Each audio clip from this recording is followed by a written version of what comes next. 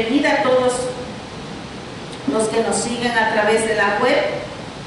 Somos la Iglesia La Misericordia de Dios es Infinita. Estamos ubicados en Lawrenceville, en el estado de Georgia. Estamos en el estudio de la depresión espiritual en el cristiano y hoy precisamente estamos ya al final de este estudio, que ha sido de gran bendición para muchos de los que estamos aquí. Esperamos que también ha sido de bendición en sus vidas. Les invito a que abran sus Biblias en el libro de Filipenses. Hemos estado estudiando estos mismos en el libro, las últimas enseñanzas, apoyándonos en el libro de la epístola a los Filipenses a través del apóstol Pablo. Filipenses 4, versículo 13. La palabra de Dios se lee en el nombre del Padre, del Hijo, del Espíritu Santo. Amén. Nos ponemos todos de pie. Filipenses 4:13. Todo lo puedo en Cristo que me fortalece. Inclinen su rostro ahí donde están. Vamos a orar. Padre, te damos gracias, Señor, por tu amor y tu misericordia que se derrama, Señor, como dice tu palabra, cada día, Señor, y tu justicia, Señor, siempre está presente, Padre. Caminamos confiados, Señor, de que tu Padre vas delante de nosotros como poderoso Padre Santo eres, Señor. Gracias, Señor, por la sangre de tu Hijo amado, la cual nos ha redimido. Oh, grande eres, mi Cristo. Gracias por hacernos tu hermano. Gracias, Señor, por esta palabra, Señor, que nos ayuda, Padre, a conocerte, Señor, cada día más, a conocer de tu amor, de tu grandeza, de tu misericordia, de tu fidelidad, pero también, Señor, de tu justicia, Señor. Ayúdanos a caminar en temor delante de ti, a entender, Padre Santo, que tú no puedes ser burlado, Padre. Ayúdanos a ver, Señor, a visualizar, Padre, todo ataque, Señor, que pueda venir sobre nuestras vidas o por nosotros mismos podamos inducir, Señor, a caer precisamente en lo que estamos estudiando, Señor, la depresión espiritual, que es un arma poderosa que usa el enemigo. El Señor lo reprenda en el nombre de Jesús. Gracias, Señor, te damos. Gracias, mi Cristo. Gracias, Espíritu Santo. En el nombre poderoso de Jesús. Amén. Amén. El título de esta enseñanza es El remedio final. Pueden sentarse. Hemos escogido Filipenses 4:13, incluso la enseñanza anterior terminamos con los versículos anteriores de este mismo capítulo 4. Como les digo, vuelvo a repetir, hemos estado estudiando la depresión espiritual en el cristiano, sus causas y su cura. Lo hemos estado realizando a través de 20 enseñanzas, las cuales nos ayudan a visualizar lo que es la guerra espiritual del cristiano en esta área de lo que es la depresión espiritual. Tenemos un enemigo que el Señor lo reprenda en el nombre de Jesús, que en todo momento va a buscar que el cristiano caiga en esta área de la depresión espiritual. Pero gracias a Dios tenemos al Espíritu de Dios que nos ayuda a discernir y tomar acción a lo que está sucediendo a nuestro alrededor. Por eso cito 1 Corintios, capítulo 12, versículo 10. Hermanos, si nos sigue, por favor. 1 Corintios 12, versículo 10. Dice así, hablando de lo que el Espíritu nos ayuda a discernir. Dice, a otro de hacer milagros, dice, a otro ser profecía, a otro discernimiento de espíritus, a otros diversos géneros de lenguas y a otra interpretación de lenguas. Pero quiero que nos enfoquemos en esta área donde dice que también Él nos da el discernimiento de espíritus. ¿Qué quiere decir discernimiento? ¿Qué podemos entender por discernimiento? Es la facultad de comprender o saber algo por el poder del Espíritu, a través de Él, no lo que yo piense, lo que yo crea, no, es a través del Espíritu. Y comprender la habilidad de percibir el verdadero carácter de las personas y el origen y significado de las manifestaciones espirituales. Este don de discernimiento puede ayudarnos, por decir, a detectar los errores ocultos y el mal que puede haber en otras personas, o el bien, a detectar los errores ocultos y mal que pueda haber en nosotros mismos, a encontrar y sacar a la luz lo bueno que pueda estar disimulado en los demás, y a encontrar y a sacar a la luz lo bueno que puede estar disimulado en nosotros. Es poderoso este don de discernimiento que a través del Espíritu se puede desarrollar en nuestras vidas. Claro que todo esto es en base a que caminemos en obediencia del Señor. Y a través de este estudio, el Espíritu de Dios nos ha exhortado a examinarnos honesta y minuciosamente para saber si verdaderamente somos hijos de Dios. Todo esto lo hemos estado viendo a través de estas enseñanzas. O si solamente estamos viviendo una religión ante el hombre. Recuerden que el Señor nos dice que a Él no se le puede engañar. Y además que el ser humano se puede engañar a sí mismo. Es terrible cómo se puede engañar el ser humano a sí mismo. Y esto lo vemos en Jeremías, en el capítulo 17, en el versículo 9. Vamos a ver el 9 y el 10, Jeremías 17.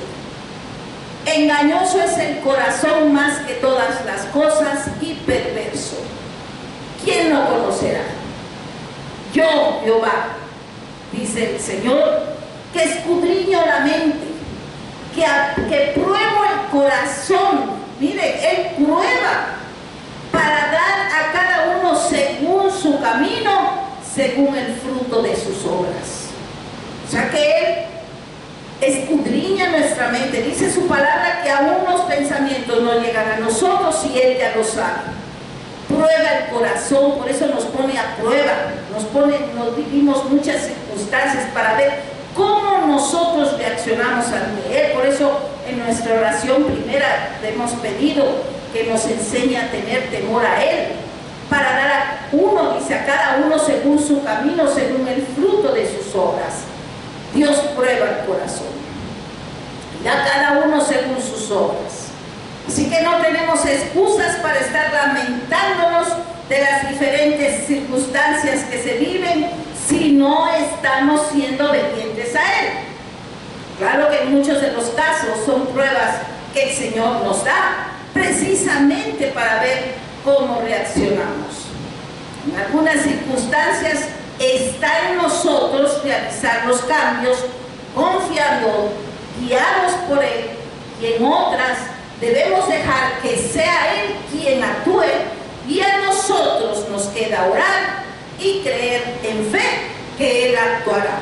Así es el caminar en el Señor, pero siempre creyendo que Él tiene el control en todo. Vamos a terminar este estudio en esta epístola a los Filipenses. Es una epístola preciosa y es una bella epístola precisamente para terminar todo lo que es nuestro estudio de la depresión espiritual. Podemos decir que aquí se encierra la filosofía de la experiencia cristiana, o la podríamos llamar del vivir cristiano. El apóstol Pablo nos dice a través del primer capítulo que para él el vivir es Cristo, y nos hace mención de cómo la prisión y la aflicción hacen progresar el Evangelio. Él tuvo que pasar todos esos procesos, pero eso lo formó a él cada día más. Y así sucede en nuestro caminar espiritual. Pues el verdadero creyente en Cristo va a tener que llevar siempre en su caminar en este mundo la cruz de Cristo. Vámonos al libro de Romanos, en el capítulo 8, versículo 36 y 37. Dice así Romanos 8, como está escrito: Por causa de ti somos muertos todo el tiempo, somos contados como ovejas de matadero. Pero después dice, antes en todas las cosas somos más que vencedores por medio de aquel que nos amó. El apóstol nos exhorta que nuestra vida debe estar centrada en la persona de Cristo. Solo así seremos vencedores por medio de aquel que nos amó. O sea, a través de Cristo, nuestra vida centrada en Cristo, no en nuestro yo. Por eso dice en Filipenses 1:21, dice, porque para mí el vivir es Cristo y el morir es ganancia. Este capítulo de Filipenses nos presenta las profundas motivaciones del apóstol Pablo. Nos ayuda a evaluar la causa o razón que nos mueve e impulsa a actuar y a considerar cuál es el verdadero lugar que ocupa la persona del Señor Jesucristo en nuestros pensamientos, en nuestros planes, en nuestras actitudes y acciones de la vida diaria, si lo tenemos presente. En el capítulo 2 podemos ver que encontramos el modelo del vivir cristiano. Habla de la mente de Cristo, que se destacaba por su humildad, y se habla de la mente de Dios, revelada ¿en qué? En la exaltación de Cristo. El apóstol nos habla en la actitud que él quiere que desarrollemos en la práctica en todo lo que tenga que ver con Cristo. Desarrollar en nosotros la mente de Cristo. Y podemos ver cómo fue reproducida en la forma de actuar del apóstol Pablo, de Timoteo, de Epafrodito y otros grandes personajes de la Biblia. Lo vimos en la enseñanza anterior, y así también puede ser también en su vida, en mi vida, en todos aquellos que le crean, pero solamente si nos dejamos controlar por el Espíritu de Dios. Ya no nosotros, sino Cristo en nosotros. Ya no la vieja persona, sino la nueva persona, caminando en santidad, caminando en obediencia. Este control divino orienta nuestros pensamientos, nuestra mente, hasta crear en nosotros esa forma de pensar de Cristo, que se caracterizó por su humildad. Él fue manso, humilde, santo, obediente, y que le llevó a dejar su gloria en el cielo y a humillarse voluntariamente, viniendo a este mundo como un siervo. Gloria a Dios, sabiendo cuál es la tendencia normal de nuestra naturaleza humana al orgullo, a la exaltación de nuestra personalidad frente a los demás. Eso nos enseña a buscar humildad, a quitar el orgullo. Este capítulo toca un punto muy sensible de nuestra forma de pensar y nuestra forma de actuar. En Filipenses 2, en el versículo 5, dice así el apóstol, cuando se dirige a los filipenses, les dice: haya pues en vosotros este sentir que hubo también en Cristo Jesús. Con esto se reduce la exhortación práctica. Haya pues en vosotros este sentir que hubo también en Cristo Jesús. Gloria a Dios. Pasando al capítulo 3, tenemos el premio por el vivir cristiano, porque hay un premio, con el Señor hay premios, hay promesas, hay paz, es vida, es luz, es amor. Y vimos cómo Pablo cambió sus esquemas de vida, recuerdan, del pasado, cómo cambió sus propósitos para el presente y cómo cambió su esperanza para el futuro, mirando al frente. Recuerdan que vimos cómo nos llevó a recordar su conversión, de cómo aquel fiel seguidor de su religión, que se llamó Saulo de Tarso, y la profunda transformación que se produjo en su vida a través de aquel Jesús a quien él perseguía y se le presentó en el camino hacia Damasco. Gloria a Dios. En aquella ocasión, después de reconocerle y hablar con él, pudo decirle: Señor, ¿qué quieres que haga? Y eso quiere el Señor que digamos cada uno de nosotros. ¿Qué quieres que haga? No, el Señor, Él me quiere, Él me ama, Él me va a dar esto, yo esto. Piensan que esto es una fantasía, piensan que es como un Disney, que solamente son regalos, un Santa, y eso no es así. Señor, ¿qué quieres que haga? Ese cambio fue evidente en la forma de considerar los valores de este mundo transitorio y tener un punto de vista opuesto de ellos al que tenía antes de su conversión a Cristo. Así fue como el apóstol pudo mirar al pasado, al presente y al futuro desde esa nueva perspectiva que Cristo le dio. Y a partir de esa nueva posición de estar unido a Cristo. Entonces, recordando las carreras de los Juegos Olímpicos que tantas veces habría observado, se lanzó a vivir con intensidad. Se entregó completamente, con dedicación total, su carrera cristiana, con los ojos puestos en la meta y en la recompensa de los vencedores. La parte más importante de esto la vemos en el versículo 13 y 14 de este capítulo 3. Y dice así: hermanos, yo mismo no pretendo haberlo ya alcanzado, pero una cosa hago, olvidando ciertamente lo que queda atrás y extendiéndome a lo que está delante. Prosigo la meta, al premio del supremo llamamiento de Dios en Cristo Jesús. Aquí le expresa bien su actitud y dice: olvidando ciertamente lo que queda atrás y extendiéndome a lo que está delante.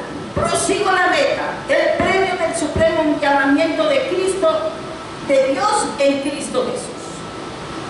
Luego en el capítulo 4, el apóstol nos expresa el poder para vivir cristiano. Y nos dice en el capítulo 4, en el versículo 4 y 5, dice así: regocijaos en el Señor siempre. Otra vez digo, regocijaos. Vuestra gentileza sea conocida de todos los hombres. Y nos advierte: el Señor está cerca. Aquí se destaca la alegría como una fuente de poder. Se enfatiza la oración como el secreto del poder y vemos una contemplación de Cristo como el santuario del poder. El santuario del poder es donde usted y yo podemos encontrarnos a solas con Cristo Jesús, donde podemos hacer nuestra confesión directamente a Él, pedirle a Él que nos limpie, porque como aquella vez que Él se presentó como un siervo con una toalla en sus manos para lavar los pies de sus discípulos, Él está dispuesto a limpiarnos de las impurezas que adquirimos diariamente en nuestro caminar por este mundo. Gloria a Dios. Cristo es nuestra fuente de poder, la fortaleza que necesitamos, y se encuentra a nuestro alcance. Este capítulo nos orienta sobre cómo obtener esas fuerzas que necesitamos, esos recursos indispensables para hacer frente, como cristianos, a otras fuerzas hostiles a Dios que operan en este mundo, fuerzas muy persuasivas y que apelan a nuestra naturaleza humana, o sea, las emociones. Ahí es donde ataca el enemigo, las emociones, las actitudes, los pensamientos, todo, y todo lo que tienes que viene detrás de ti. Está en ti, dejarlo y caminar con Cristo, porque Él nos da libre albedrío. Él es un caballero, Él te da la salvación, te dice: aquí estoy, si te arrepientes de tus pecados, ponte a cuentas conmigo, yo te limpio, pero en nosotros está caminar con Él. Hoy observamos a nuestro alrededor una lucha por el poderío humano en todos los ámbitos de la actividad humana. incluso en el mismo núcleo familiar, a nivel personal, en la sociedad, en la política, actividades comerciales, en todo. Se ha dicho con frecuencia que el poder corrompe a los seres humanos. Cada uno ve su propia conveniencia y solo ven por sus ganancias, por sus comodidades, eso sí, en muchos aparentando una empatía que no la hay. Todo es falsedad, todo es a los que les conviene. Por eso tenemos que estar alertas, tenemos que tener discernimiento y actuar. En Jeremías, en el capítulo 6, los versículos 13 y 14 dicen así: porque desde el más chico de ellos hasta el más grande, cada uno sigue la avaricia, y desde el profeta hasta el sacerdote, todos son engañadores. Y curan la herida de mi pueblo con liviandad, diciendo: paz, paz, y no hay paz. Ese es el mundo actual de hoy. Ese es el mundo actual de hoy. Tristemente en la misma iglesia se observan muchas acciones, actitudes. Existe una creciente preocupación porque ciertas personas, organizaciones o países tengan acceso al tremendo poder de las potentes armas de destrucción masivas. Ahorita estamos, no se sabe en qué momento pueda suceder con toda la guerra que está sucediendo enfrente de nuestros ojos. Todos conocemos los tremendos esfuerzos que se realizan, entre comillas, para controlar el auge de los armamentos y para que estos no caigan en manos que escapen de todo control. Pero por otra parte, el poder de Dios produce en las personas todo lo contrario. Al unirlas al Salvador, al Señor Jesucristo, el poder de Dios transforma, libera a las personas de aquellas fuerzas que las esclavizan y las lleva a disfrutar de su libertad. Gloria a Dios. Así como el poder humano destruye, el poder de Dios les permite a los cristianos apartar los escombros, las ruinas de su vida pasada y construir una nueva vida fundamentada en Cristo, el fundamento que jamás podrá ser destruido. Gloria a Dios. La satisfacción del poder a través de Cristo nos la expresa el apóstol Pablo en nuestro versículo base, Filipenses 4:13. Todo lo puedo en Cristo que me fortalece. Me viene a la mente ahorita un mensaje que me llegó, que vi. Dice: el mundo a través de las noticias conoce lo que está sucediendo, pero el verdadero cristiano sabe por qué. Todo está en la Biblia. Ahí está. Todo está sucediendo conforme el Señor lo tiene previsto, conforme su profecía. Por eso si te dicen que no hay problema, que va a haber un arrebatamiento, no. Sí va a haber, pero primero va a haber una prueba para los cristianos, más fuerte que la que pasó la primera iglesia. Escúchame, iglesia. Tenemos que estar fortalecidos en fe en Cristo, parados en su roca. Solamente así podremos estar bajo su cobijo.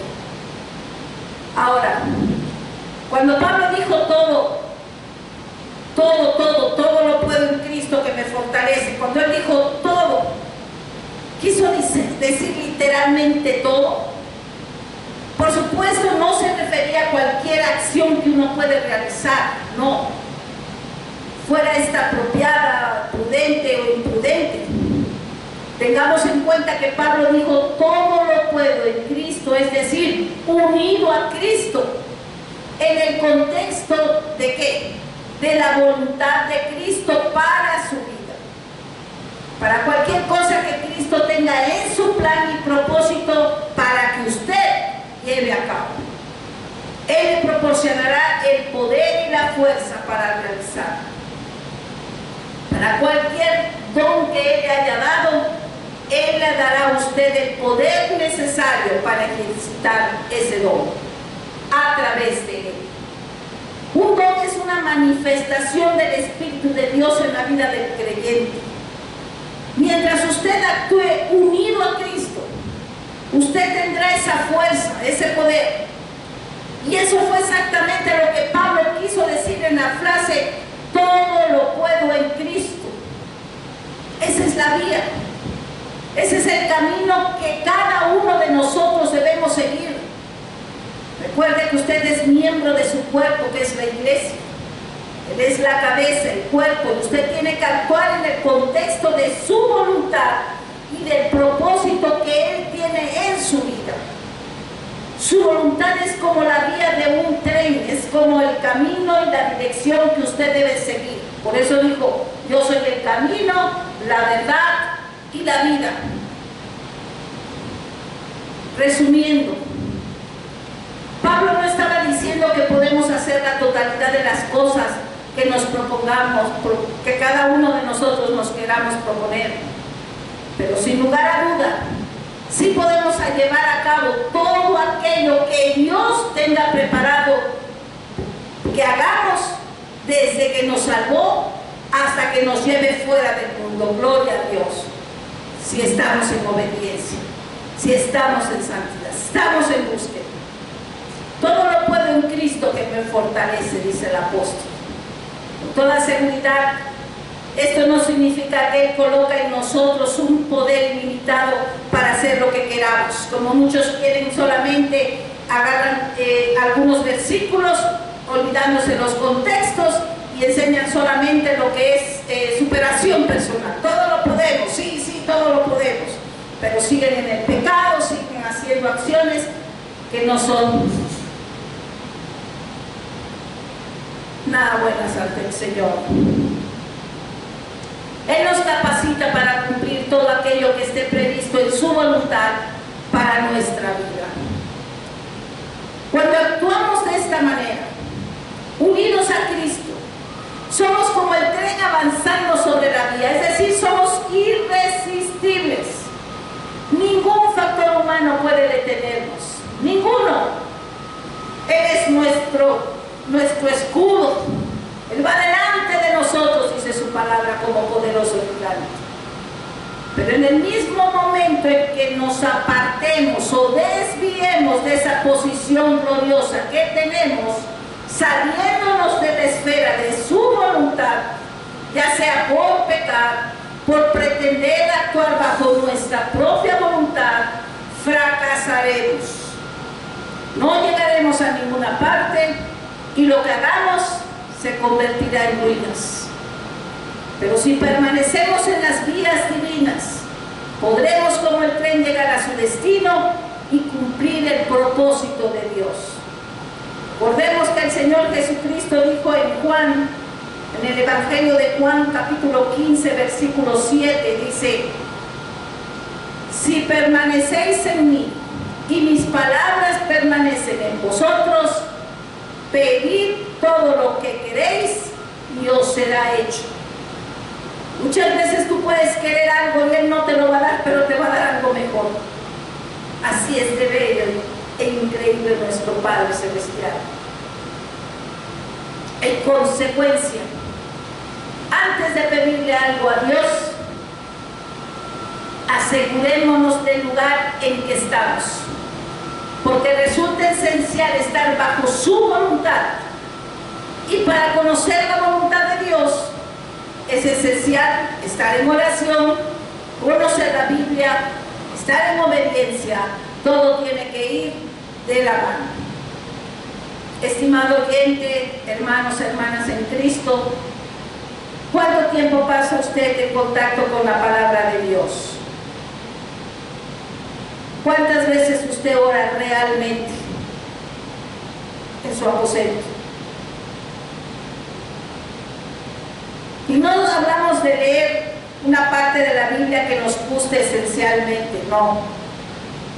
Es necesario tener un conocimiento total de la Biblia para tener una perspectiva completa de la voluntad de Dios para nuestra vida. Es decir, que tendremos una base firme sobre la cual actuar. No olvidemos el énfasis de este párrafo que hemos recorrido. Hay alegría hay satisfacción, hay un placer auténtico y absoluto vivir actuando en el contexto de la voluntad de Dios, en hacer lo que Él quiere que hagamos. El ejemplo supremo lo tenemos en el Señor Jesucristo. En Salmos 40, en los versículos 6 a 8, vamos a escuchar a nuestro hermano Cristo. Sacrificio y ofrenda no te agrada. Has abierto mis oídos.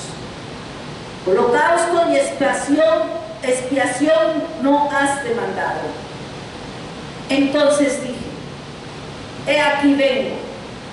En el rollo del libro está escrito de mí. El hacer tu voluntad, Dios mío, me ha agradado, y tu ley está en medio de mi corazón. Esto forma parte de la profecía del Antiguo Testamento, porque registró las palabras de aquel que haría lo que Dios verdaderamente quería que hiciera. Este pasaje anticipó proféticamente algunas de las palabras que Cristo pronunció en su primera venida a este mundo. Y luego lo vemos en Hebreos. En Hebreos capítulo 10, en el versículo 5 al 7 dice así: por lo cual, entrando en el mundo, dice, sacrificio y ofrenda no quisiste, mas me preparaste cuerpo. Holocaustos y expiaciones por el pecado no te agradaron. Entonces dije, he aquí que vengo, oh Dios, para hacer tu voluntad. Como en el rollo del libro está escrito de mí. Miren cómo dice. Por eso al entrar en el mundo, Cristo dijo, aquí me tienes. He venido, oh Dios, a hacer tu voluntad. Veamos lo que ahora nos dice en el versículo 14 de este capítulo 4 de Filipenses. Sin embargo, bien hicisteis en participar conmigo en mi tribulación. Filipenses 4, versículo 14. Bien hicisteis en participar conmigo en mi tribulación. Pablo quería que supieran lo mucho que había apreciado la ayuda que le dieron los filipenses compartiendo sus dificultades en momentos angustiosos. Pasó situaciones muy fuertes. Esta fue su nota personal de agradecimiento. Y luego les dice en el 15, y sabéis también vosotros, filipenses, que al principio de la predicación del Evangelio, cuando partí de Macedonia, ninguna iglesia participó conmigo en razón de dar y recibir, sino vosotros únicamente. Miren qué amor, con qué amor ellos le participaban al apóstol. Esta iglesia era, desde punto de vista espiritual, una verdadera joya.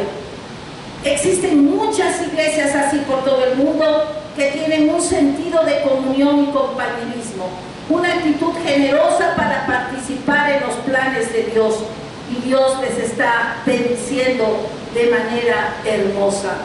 Gloria a Dios. Esta iglesia de Filipos ocupaba un lugar muy especial en el corazón del apóstol Pablo, y ellos eran quienes habían enviado su apoyo para la obra que él estaba realizando. Ellos siempre estaban ocupados en mandarle. Pablo era el misionero que ellos habían enviado para contribuir a la extensión del Evangelio. Por eso dice en el versículo 16, pues a una Tesalónica me enviasteis una y otra vez para mis necesidades. Pero en el relato de los hechos, eso no los sabemos, que Pablo tuvo que abandonar Filipos de una manera repentina a pedido de las autoridades de aquella ciudad. Estaban por atacarlo en esa localidad. La gente quería apedrearlo y darle muerte. Así es que tuvo que continuar su viaje, y entonces se dirigió a Tesalónica, donde nuevamente se enfrentaría con problemas. Y en esas situaciones, como relata en este versículo, cuando nadie estaba ayudando a Pablo, solo la iglesia de los filipenses. Gloria a Dios. Y él en el versículo 17 continúa diciendo: no es que busque donativos, sino que busco fruto que abunde en vuestra cuenta. ¿Pueden entender? Este versículo fue traducido por otra versión de la siguiente manera: no es que solo piensen en recibir, les está diciendo. Lo que quiero es que vosotros lleguéis a incrementar vuestra cuenta delante de Dios. Y esto, viéndolo desde un punto de vista espiritual, la iglesia de Filipos había estado recibiendo dividendos por su contribución a favor del apóstol hasta ese momento, porque en la manera de dar, el Señor te retribuye. Gloria a Dios. Recordemos que este era el motivo por el cual Pablo les escribió esta carta, expresando su gratitud. Y esos beneficios espirituales que recibieron los filipenses trascendieron época tras época hasta el día de hoy. En el versículo 18 dice: pero todo lo he recibido y tengo abundancia, estoy lleno, habiendo recibido de Epafrodito lo que enviasteis. Es una ofrenda de olor fragante, un sacrificio acepto, agradable a Dios. Qué bella forma de expresarlo. Y en el Antiguo Testamento, para los que han estudiado, podemos entenderlo. El sumo sacerdote entraba en el lugar santo y ofrecía el incienso, o ponía el incienso sobre el altar, que ascendía como un olor agradable, dulce. Por eso cuando nosotros oramos verdaderamente, continuamente, buscando santidad y obediencia, es un olor agradable que llega al Señor. Un cristiano que entrega a la obra de Dios sus ofrendas es como el sacerdote de aquellos tiempos antiguos, presentando sus ofrendas a Dios ante el altar. Por eso dice: si estás mal con tu hermano, si estás mal, ve, deja eso, regresa, pide perdón, ponte a cuentas y regresas y pones tu ofrenda. Cuando esta acción se realiza con la motivación apropiada y una disposición espiritual, como el apóstol les escribió a los filipenses, es más que simplemente entregar una donación. Es realizar una ofrenda de incienso perfumado a Dios, como un sacrificio que Dios acepta con agrado. ¿Cómo no iba a aceptar con agrado el Señor todo lo que hacían por este siervo amado que trabajaba, que fue escogido de una manera tremenda por el Señor? Dice: como abortivo y escogido. Santo Dios. Y en el versículo 19 dice: mi Dios pues suplirá todo lo que os falta conforme a sus riquezas en gloria en Cristo Jesús. Déjenme decirles, podríamos pensar que ellos daban y daban porque tenían. No. Muchos filipenses no gozaban precisamente de una situación económica desahogada. Y al contribuir a la ayuda económica enviada al apóstol Pablo, había sacrificio, había privación. Así que pensando en ese esfuerzo realizado por ellos, Pablo les aseguró que Dios les supliría lo necesario de acuerdo con su situación. No digo que les supliría todo lo que quisieran, es decir, gastos, lujos que quisieran disfrutar en su vida, no, sino más bien todas sus necesidades. Esta acción de Dios, por supuesto, se aplica en nuestra situación actual. Cuando Dios provee para nuestras necesidades, siempre hay un excedente, ¿no es así? Porque Él provee con abundancia. Y lo hace porque nos ama y como hijos suyos que somos, conoce nuestras carencias y lo que realmente necesitamos.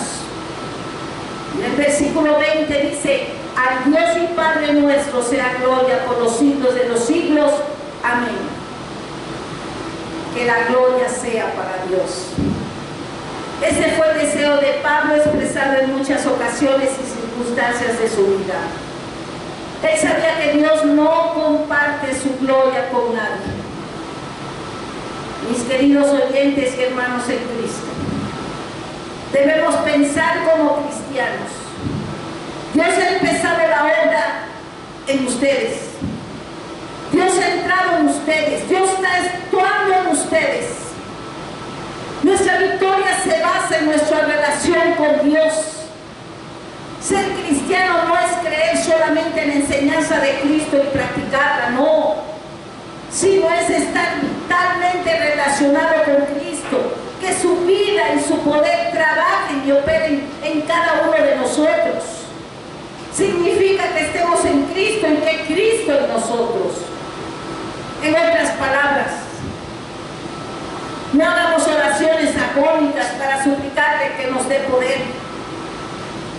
Hagamos lo que nos ha ordenado hacer. Vivamos verdaderamente lo que es la vida cristiana, sometidos a Él. Oremos y meditemos en Él. Dediquémosle tiempo y pidámosle que se manifieste en nuestra vida. Mientras hagamos eso, podemos dejar el resto en sus manos. Él nos dará fuerza y será tu fuerza como tus días. Él nos conoce mejor de lo que nos conocemos y recibiremos conforme a lo que necesitemos. Hagamos eso y podremos decir como el apóstol: todo lo puedo, pues tengo las fuerzas para ello por medio de uno que constantemente me infunde su fuerza. El apóstol termina esta epístola con una bendición. El Señor derramará su gracia.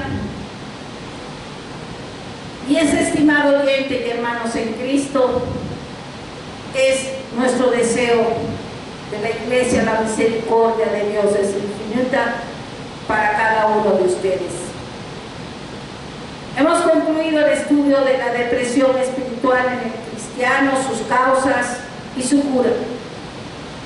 Ya usted puede prevenir la depresión en su vida y estar siempre alerta.